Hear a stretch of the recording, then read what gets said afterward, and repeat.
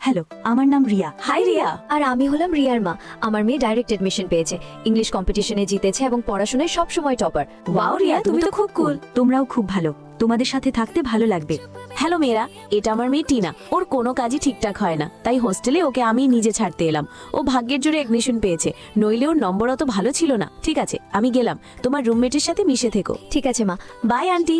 মা, টিনার মা যেভাবে ওর পরিচয় দিল, এতে তোর রুমমেটরা ওকে খুবই তুচ্ছ ভাববে। মা, এখনো তোমার রুমমেট। ওকে শেখাতে হবে কিভাবে নিজের সম্মান বজায় রাখতে হয়। মা, আপনি যান, আমি সব সামলে নেব। আচ্ছা মেয়েরা, আমি গেলাম। আমার মেয়েটার খুব ভালো খেয়াল রেখো। আন্টি আপনি টেনশন করেন না, আমরা রিয়ার খুব ভালোভাবে খেয়াল রাখবো। রিয়া, তুমি উপরের বেড নেবে না নিচেরটা? আমরা তোমার বিছানা পেতে দিচ্ছি। বাই মা। By aunty. আমার রুমমেট আমার বিছানা পেতে দিচ্ছে, কিন্তু টিনাকে নিজের বিছানা নিজে গোছাতে হয়।